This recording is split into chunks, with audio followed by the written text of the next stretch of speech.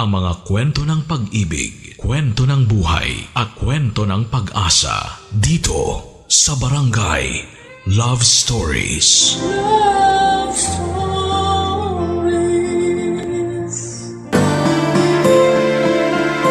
Hindi sa lahat ng pagkakataon ay sapat ang pagmamahal para maging masaya ang dalawang puso. Darating ang oras na pipiliin mong maging totoo sa sarili. Kahit may kailangang masaktan. Ikaw, kabarangay, kaya mo bang ipaglaban ang pag-ibig kahit salungat sa mundo? Dear Papa Dudu, hindi ko na maalala kung kailan ako naging avid listener ng inyong programang Barangay Love Stories. Ang alam ko lang po ay nakukumpleto ang araw ko kapag nakakapakinig ako ng kwentong binabasa ninyo. Mga kwento na puno ng aral para sa mga simpleng tao na kagaya ko. Itago nyo na lang po ako sa pangalang Berta, 35 years old, nakatira dito sa Maynila at isa akong babae na nakulong sa katawan ng isang lalaki. Ang sabi nga nila ay bading, juding, binabae o kung ano paman ang tawag sa amin. Nasa 20 anyos ako nang makipagsapalaran po ako dito sa Maynila.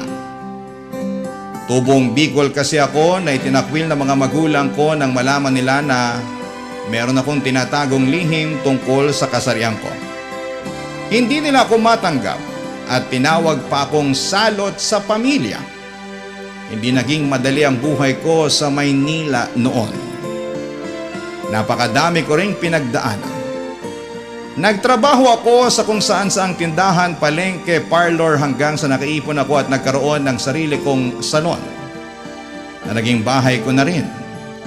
Masasabi ko na maayos naman ang buhay ko hanggang sa makilala ko si Ramon Papadudut.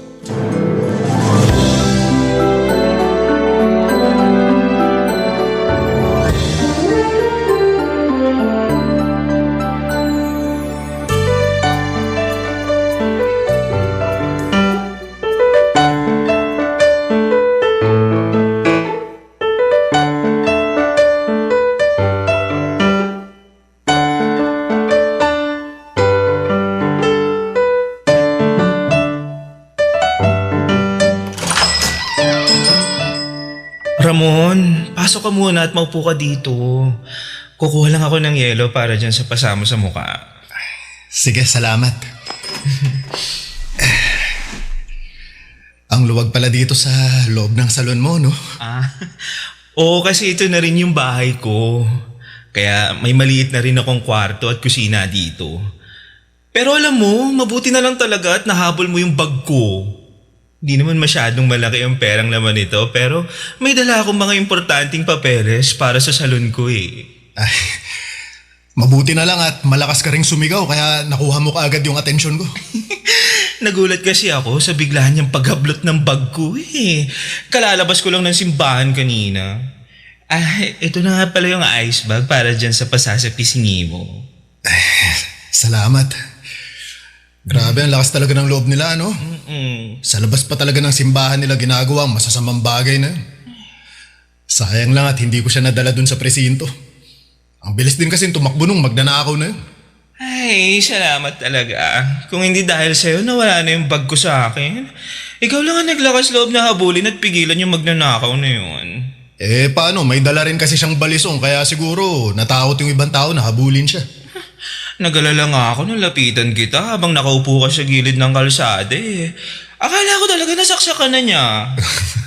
Nako, pabilis akong umilag sa mga ganyan. Kaya lang, nang makuha ko sa kamay niya yung bag mo, natsyempohan niya naman ang pangako bago siya kumaripas ng takbo. Kaya nga eh, natakot talaga ako na baka masugatan ka niya. Mabuti na lang at pasalangan nakuha mo sa kanya. Ano nga palang pangalan mo? Pasensya na, nakalimutan ko ah. Ramon. Ako si Ramon. Ikaw, Berta ang pangalan mo, di ba? Paano mo nalaman ang pangalan ko? Kapit-bahay mo lang kasi ako. Hindi mo ba alam? Ay, talaga ba? Oo, dyan lang ako nakatira malapit sa katapat nitong salon mo. At narinig ko nung isang beses na tinawag ka nilang Berta kaya nalaman ko yung pangalan mo. Madalas nga kitang nakikita na nagkakape sa umaga habang nakasandal sa may gate eh. Tapos napansin ko na nakatulala ka na parang ang lalim ng iniisip mo habang nagkakape. Ang dami mo naman napansin sa akin. Pasensya ka na ha. Mapagmasid lang talaga ako sa mga tao sa paligid ko. Halata nga eh. Kaya nagulat ako, nakilala mo na pala ako. Ilang buwan pa lang ako dito sa lugar natin pero marami na rin akong kakilala. Mukhang ikaw nga yung tipo na pala kaibigan sa tao eh. Naku, hindi naman masyado. Palakaibigan lang din ako saka matandain sa mukha at saka sa pangalan. Kaya nung malingunan kong ikaw yung sumisigaw kanina, mas lalo akong naglakas loob habulin yung magnanakaw para mabawi yung bag mo. Naalala ko na naman yung paghabol na ginawa mo sa kanya. Ang mabuti pa, ipagtitimpla muna kita ng kape ha at ilalabas ko na rin yung binili kong pandesal kanina. Oy naku, huwag na. Maabahala pa kita. Ikaw nga ito naabala ko kaya hayaan mo na. Ipaghanda kita ng almusal mo.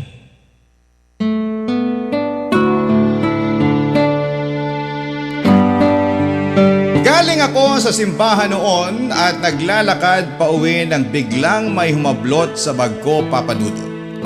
Mabuti na lang talaga at nandun si Ramon at siya ang humabol sa snatcher.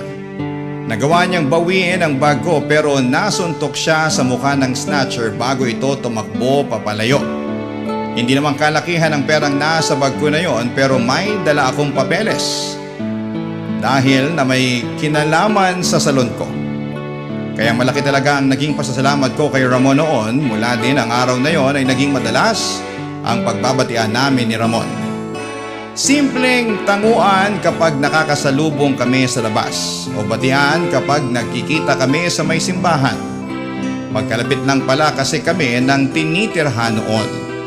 Kaya madalas na nagkikita kami upang lumabas ako na sa sakto namang pauwi siya sa kanila. O kaya ay papasok ng trabaho niya, Papa Dudut.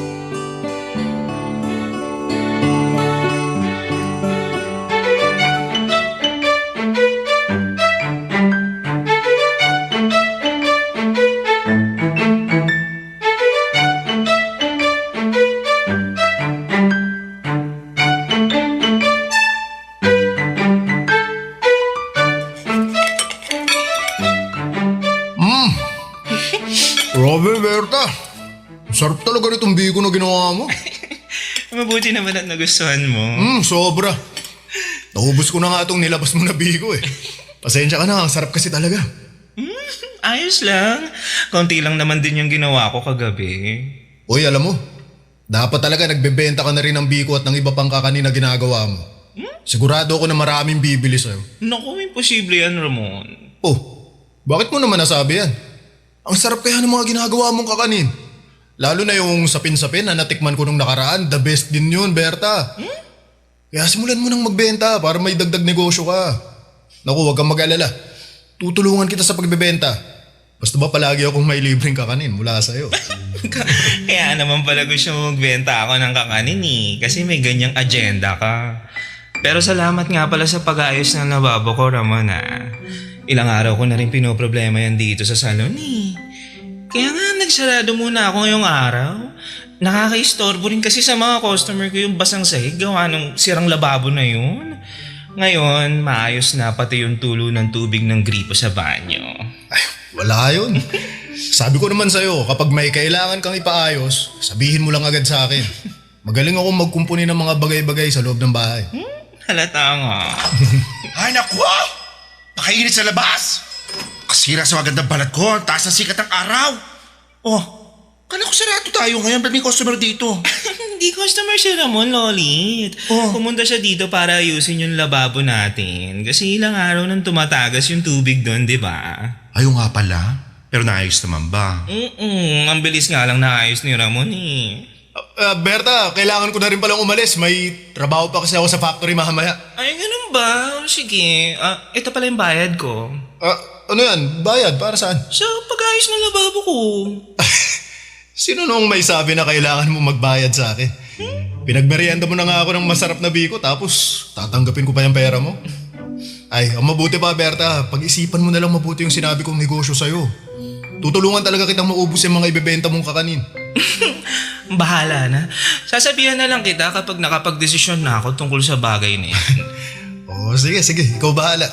O siya, alis na ako ha. Ingat ka. Salamat ulit sa pag-ayos na lababan namin ha. Wala yon, Berta. Tawagin mo na lang ulit ako kapag may ipapaayos ka dito sa salon ninyo. Sige, bye!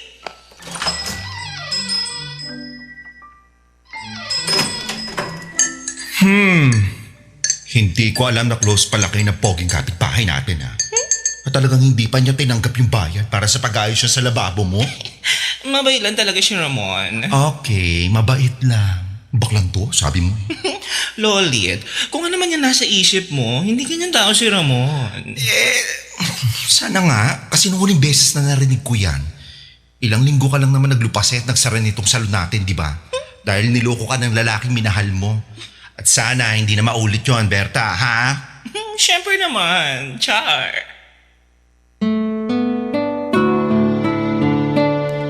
Papa Dudut, nagkaroon ako ng kasintahan noon bago ko makilala si Ramon. Manuel ang pangalan niya at kagaya ni Ramon ay mas bata siya ng halos 7 taon sa akin. Guwapo, maskulado at nagtatrabaho sa construction. Nang mga panahon na yun ay halos doon na siya tumira sa salon ko. Humihingi ng pamasahe kahit may sarili siyang pera. Kumakain sa bahay ko kahit na wala siyang ambag sa mga ginagastos ko doon. Nangihiram ng pera pero hindi niya naman binabalik o binabayaran sa akin. Ayos lang. Kasi na mga panahon na yon ay mahal na mahal ko siya. Hanggang sa bigla na lamang siyang umalis ng bahay. Kasabay ng paglaho niya ay ang pagkawala ng malaking pera na naipon ko na nakatago sa kwarto na kaming dalawa lamang ang nakakaalam. Nabalitaan ko na lang na umuwi na pala siya ng probinsya niya sa Palawan at may kinakasama ng babae doon. Sobra ko nasaktan kasi akala ko ay minamahal niya ako ng totoo. Pero sa huli ay napagtanto ko na ginagamit niya lang pala ang pagmamahal ko para sa sarili niyang kapakanan noon, Papa Dudut. Barangay Love Stories. Barangay Love Stories. Papa Dudut, alam ko naman na nag-aalala lang sa akin ang kaibigan kong si Lolit. Kasi nasaksihan niya kung paano halos mawasak ang mundo ko nang dahil kay Manuel. At ayaw niya lamang na maulit yon. Pero nang mga panahon na yon ay ramdam ko na iba si Manuel. Mabuti siyang tao lalo na nang maging mas malapit pa kami sa isa't isa.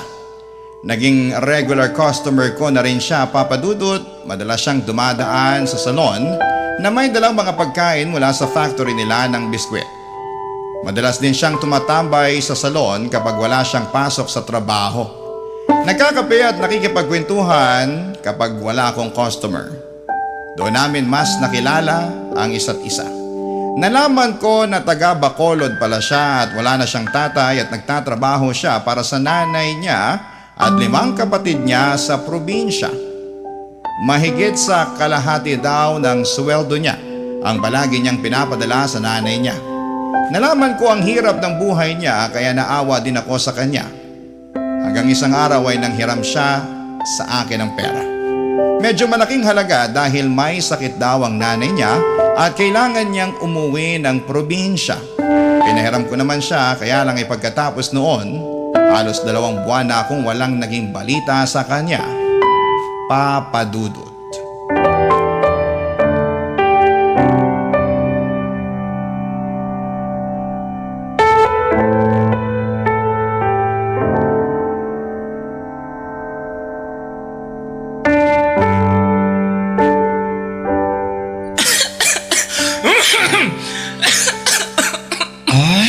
Mabuti naman pumayag ka magsara tayo na maaga nitong salon mo. Wala naman masyadong customer kapag ganitong hapon na, tapos biyernes pa. Tsaka Lolit, gusto ko na rin makapagpahinga ng maaga eh. Bakla ka kasi. Sabi ko naman kasi sa'yo, huwag ka na magbukas ng salon ngayong araw. Di sana buong araw ka nakakapagpahinga. Sayang din kasi yung kikitain natin, tapos ang dami pang customer kanina, di ba? Iba pa rin yung nakakapagpahinga ka ng maayos. Bakla ka. Maiba ko ha. Ano palang balita doon sa poging kapitbahay natin? Anong ibig mo sabihin? Para kasing ang tagal ko na siyang hindi nakikita dito sa lugar natin. Umuwi kasi si Ramon ng probinsya nila sa Bacolod. may sakit daw yung nanay niya, kaya kailangan niyang puntahan doon. Oh, Nakakaawa nga eh, kaya nanghiram muna siya ng pera sa akin. Pinahiram ko na kaagad. ano? Pinautang mo si Ramon? Oo, para naman sa nanay niya yun. Paano ka naman nakakasigurado na para sa nanay niya yun? Mamaya may inuwian lang yung naasawa at mga anak sa probinsya nila. Uy, binata si Ramon at hindi siya gagawa ng kwento para lang makahiram na sa akin ng pera, no? Ewan ko ba sa'yo bakla kung bakit napakabilis mong maniwala? Magkano ba inutang sa'yo ng lalaking yun? 5,000. 5,000? Oo, pero ibabalik niya rin naman daw kagad kapag nakabalik na siya dito sa Manila. Tapos hindi man lang siya nagpapadala sa'yo ng kahit anong sulat. Hindi, kasi hindi niya naman kailangan gawin yun. Ay naku, bakla ka ng taon. Hindi na talaga ako magugulat kung hindi na yung bumalik dito sa lugar natin.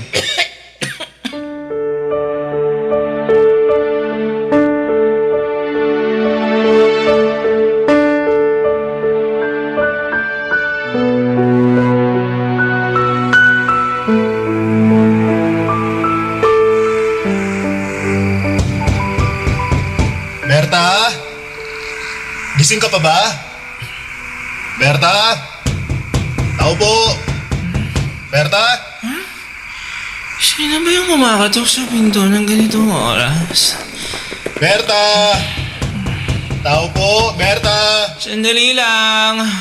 Kumakatok naman, parang gusto lang gibayin yung pinto ko. Ano bang kailangan mo ng ganitong oras? O Ramon? Ay, Berta, sa wakas. Akala ko hindi mo na ako pagbubuksan ng pinto eh. Anong ginagawa mo dito? Eto, dinadalaw ka kasi ang tagal nating hindi nagkita.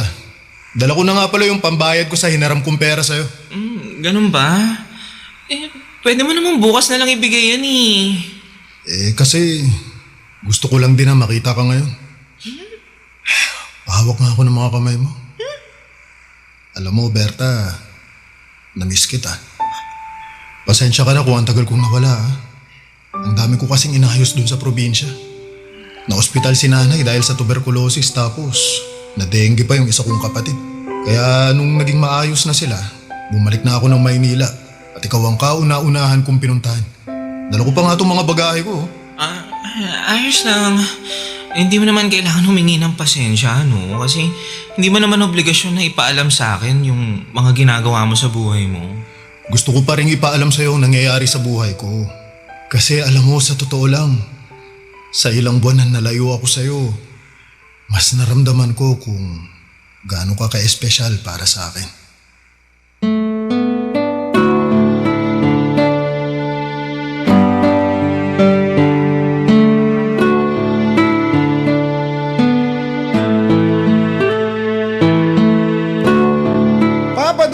Natulala na lamang ako noon sa sinabi ni Ramon.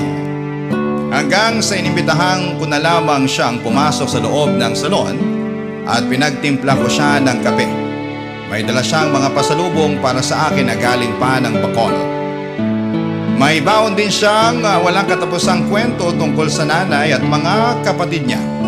Natuwa din ako nang marinig kong sinabi niyang kinukwento niya na rin ako sa nanay niya. Kung paano kami nagkakilala at naging malapit sa isa't isa. Nang gabi na yon, alam kong iba na yung nararamdaman ko para sa kanya, Papa Dudut. Espesyal na at nagsisimula na rin akong umasa na sana'y ganon din ang nararamdaman niya para sa akin.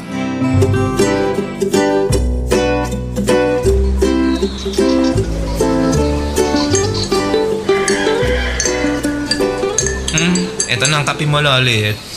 Ay nako, namiss ko talaga yung mapait na kape mo. Amoy pa lang, gising na kagad ang dugo ko. Ay, aba, syempre. Galing pa yung Cavite, no? Yung kapeng barako na yan. Taray ah, kaya gusto ko na nag-aalmusal dito sa salon eh. Kaya pala napapadalas ang punta mo dito ng ganito kaaga, no? Dati lang palaging tanghali ka na pumupunta dito.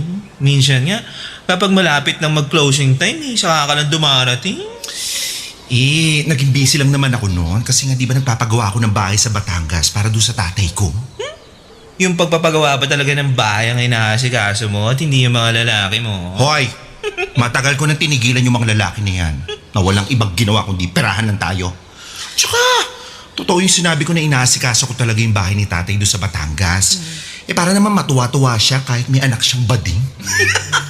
Mabuti nga at nagkaayos na rin kayo ng tatay mo.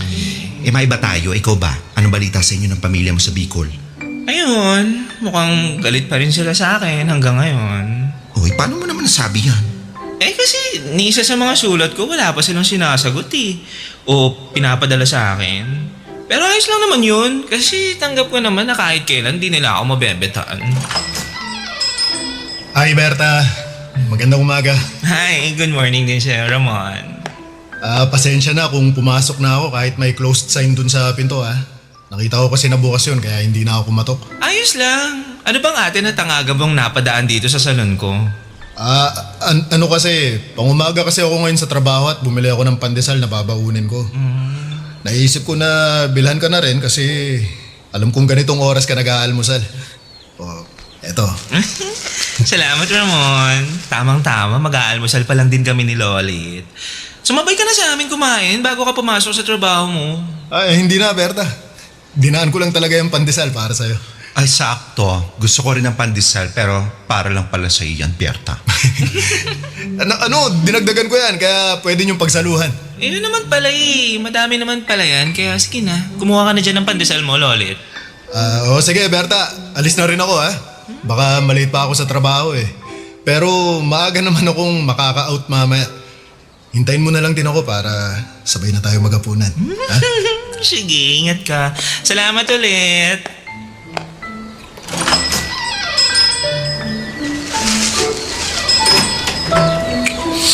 Hoy, bakla. Boyfriend mo na ba yung si Ramon? Ay, wait. Hindi, no? Ba't pa na yung punta niya dito sa salon mo? Ha? Hindi naman siya nagpapagupit o kahit magpapapedicure man lang. Pero halos araw-araw na yata siyang dumadaan dito. Ay, di ba? Sabi ko nga sa'yo, mag-isa lang siya dun sa may apartment niya. Kaya nalulungkot siyang kumain mag-isa. Kaya pinupuntaan niya ako dito para may kasabay siyang kumain.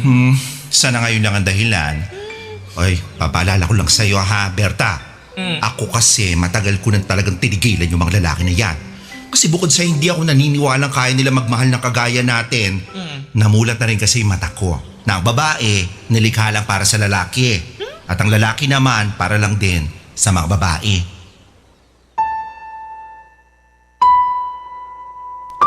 Papadudot nung mangutang sa akin si Ramon at ilang buwan siyang hindi nagparamdam nang umuwi siya sa probinsya, akala ko talaga ay kagaya siya ni Manuel. Ayoko mang aminin kay Lolit noon, alam ko na nararamdaman niyang nasasaktan na ako ng mga oras na yon. Sinisiksik ko kasi talaga sa utak ko na iba siya sa mga naunang lalaki na minahal ko, na pinirahan at sinaktan lamang ako sa huli. At hindi nga ako nagkamali dahil mula nang bumalik siya galing sa probinsya, nag-iba ang estado ng pagiging malapit namin sa isa't isa. Mas naging madalas ang pagdaan o pagpunta niya sa salon. Mas naging madalas ang pagdadala niya ng pagkain sa akin at mas nakilala ko siya dahil sa mga kwento ng buhay niya. At na mga panahon na yon, kahit alam ko ang bagay na pinupunto ng kaibigan kong si Lolit ay hindi ko pa rin napigilan ang sarili ko na mahulog ang loob kay Ramon, Papadudot. Barangay Love Stories. Barangay Love Stories. Papadudot, dahil sa madalas na pagpunta ni Ramon sa salon ay naging paksa na kami ng mga tsismisan sa aming lugar. Ang daming iba't ibang bersyon ng nakarating sa akin. Na magkasintahan na daw kami ni Ramon, na kaya raw siya pumupunta sa salon dahil may nangyayari sa aming dalawa, Papadudot. At sa kanya daw napupunta lahat ng perang kinikita ko sa salon. Minsan naming napag-usapan ni Ramon yon at sinabi niya na wala siyang pakialam sa mga chismis na yon dahil wala namang kaming ginagawang masama. Wala kaming sinasaktan o inaapakan na ibang tao. Papadudot, sinabi sa akin noon ni Ramon na pupunta ng Maynila ang nanay niya ang gusto niyang makilala at gusto niyang makilala ko ito. Kinabahan agad ako nang sabihin niya yon kahit na alam ko na walang dahilan kasi magkaibigan lamang kaming dalawa.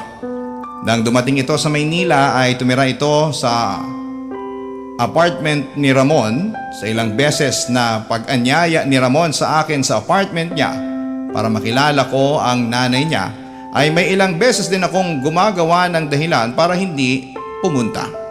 Hanggang sa tuluyan ko na ngang hindi natanggihan ang pag-anyaya sa akin ni Ramon para makilala ang nanay niya, Papa Dudut.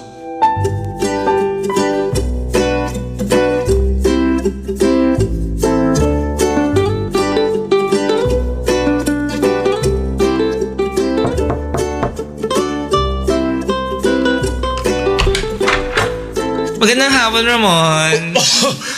Berta! Mabuti naman at nakapunta ka ngayon. Oo, kasi nagsarado muna ako ng salon ko. Wala rin naman masyadong customer kapag gantong undas. May dala nga pala akong biko. Uy, salamat ah. Tara, pasok ka. Sige. Nay!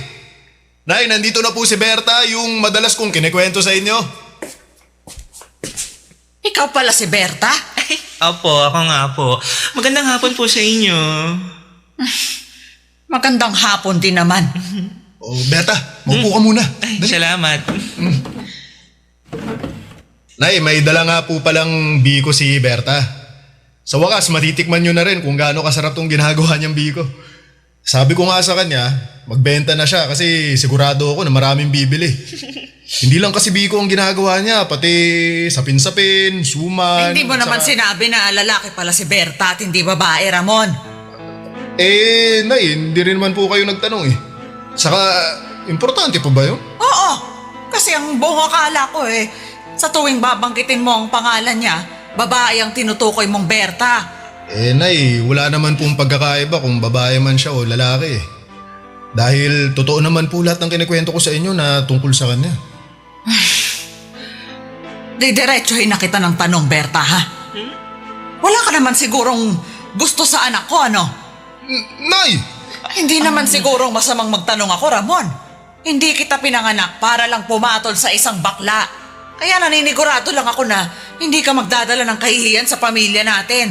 Pero Nay naman, huwag niyo naman po Ay, sana. magkaibigan lang po kami ni Ramon. Huwag po kayong mag-alala, tita. Wala pong kahit anong namamagitan sa aming dalawa. Matino pang tao ang anak nyo. Napalaki nyo nga po siya ng maayos kaya sigurado ako hindi niya susuwayin lahat ng sasabihin niyo sa kanya. Mabuti naman kung ganon. Gusto ko lang na nagkakalinawan tayo dito.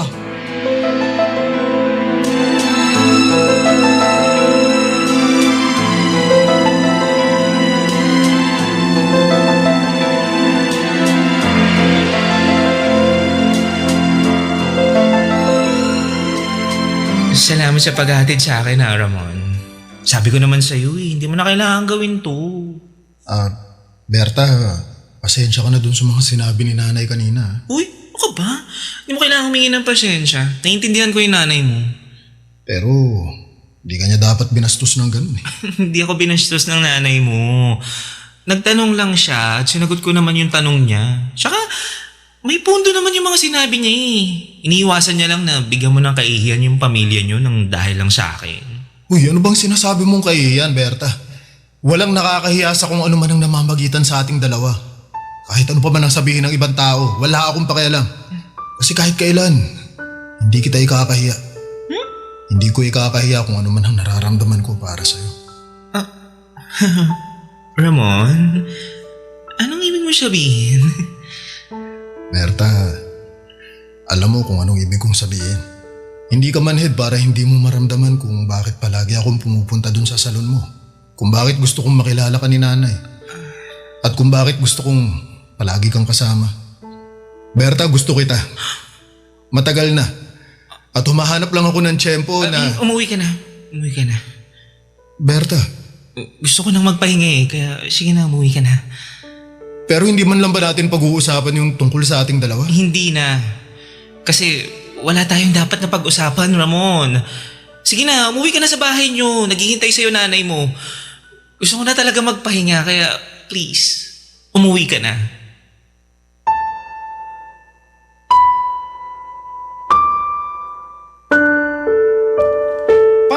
Papadudod, sa totoo lang ay gustong lumundag ng puso ko sa tuwa at kilig noong unang beses na marinig ko mula kay Ramon na gusto niya ako. Hindi talaga ako makapaniwala noon at gusto kong sabihin kung gaano ko rin siya kagusto. Na matagal nang nahulog ang loob ko sa kanya pero hindi ko yon ginawa. Kasi ayokong maging makasarili. Ayokong masira kung anuman ang magandang samahan nila ng nanay niya.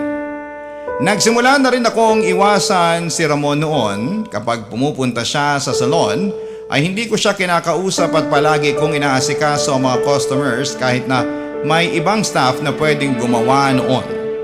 Kapag naman sarado na ang salon ay nilalako ang pintuan o kaya ay hindi ako lumalabas kapag kumakatok siya. Minsan din ay kinausap ako ng nanay niya at sinabing layuan ko si Ramon. Huwag ko raw sanang sirain ang buhay ng anak niya at hindi daw isang bakla na kagaya ko si Ramon. Ilang buwan kong pilit na iniwasan si Ramon, Papadudod. Ilang buwan din akong tahimik na umiiyak noon. Madalas kong nakikita si Ramon na umuuwi na lasing sa apartment nila. At sa tuwing magtatangka siya na kausapin ako, pag-iwas lang ang sinasagot ko sa kanya. Hanggang sa tuluyan na siyang napagod. Sa paglipas pa ng ilang buwan ay nagulat na lamang ako sa nabalitaan ko, Papadudod.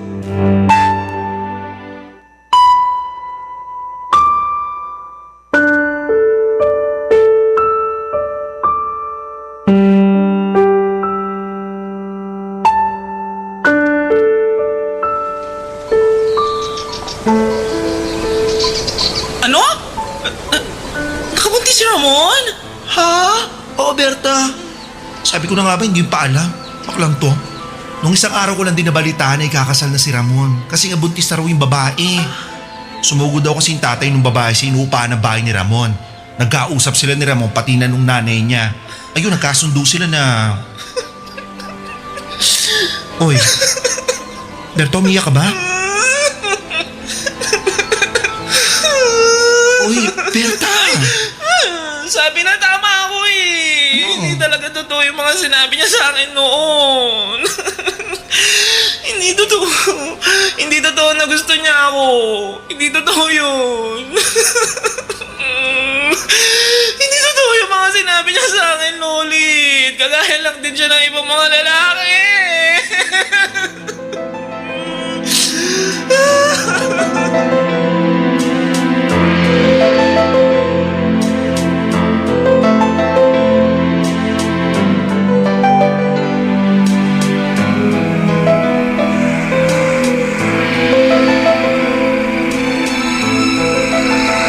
Bakit ba ayaw mo maniwala sa akin?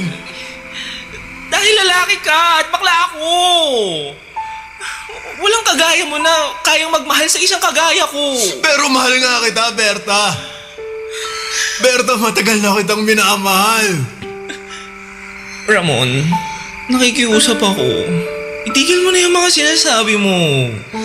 Bakit ba hirap na hirap kang paniwalaan ako? Alam mo, Ramon, gusto na kitang paniwalaan eh. Gustong-gusto ko nang panghawakan lahat ng mga sinasabi mo. Pero, paano ko gagawin yun? Ngayon, alam ko nang ikakasal ka na. At magkakaroon ka na ng anak na kahit kailan hindi ko mabibigay sa'yo. Pero Berta, hindi ko mahal si Trisha. Isang beses lang may nangyari sa amin. Lasing lang ako noon. Lasing na lasing pagkatapos kong magpakalunod sa alak dahil sa pag-iwas sa ginagawa mo sa akin. Dahil ayaw mong maniwala na mahal kita. Berta, mahal mo rin naman ako, di ba? Sabihin mo sa akin na mahal mo ako. Ngayon din, aalis tayo sa lugar na to. Magpapakalayo tayo. Gagawa tayo ng sarili nating buhay. Yung buhay na malayo sa mga taong inuhusgahan tayo. Mabubuhay tayo ng tayong dalawa lang. Tayong dalawa lang ang magkasama, Berta. Basta sabihin mo lang sa akin. Sabihin mo lang na mahal mo ako. Mahal kita, Ramon. Pero hindi ko kayang umalis kasama ka. Bakit? Akala ko mahal mo ako, Berta. Pero bakit ayaw mo ako makasama? Kasi ayoko masira ang buhay mo nang dahil sa akin. Ayokong itakwil ka ng pamilya mo at ayokong mawalan ng tatay yung magiging anak mo. Kaya nakikiusap ako, Ramon. Kung talagang mahal mo ko, lalayuan mo na ako. At pananagutan mo ang magiging anak mo.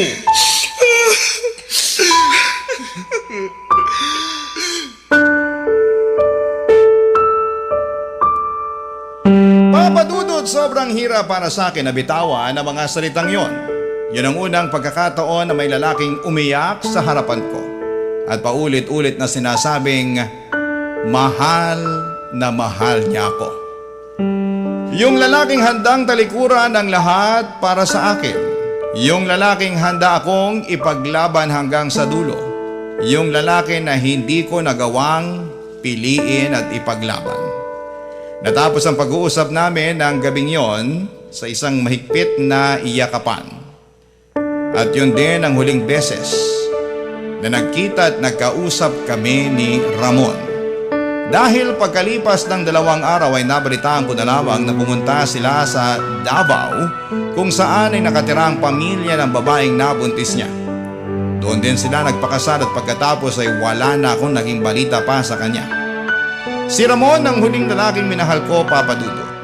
At nandito pa rin sa dibdib ang pait at sakit hanggang ngayon. Nandito pa rin yung malaking panghihinayang na paano kaya kung sinubukan namin. Paano kung naging matapang ako?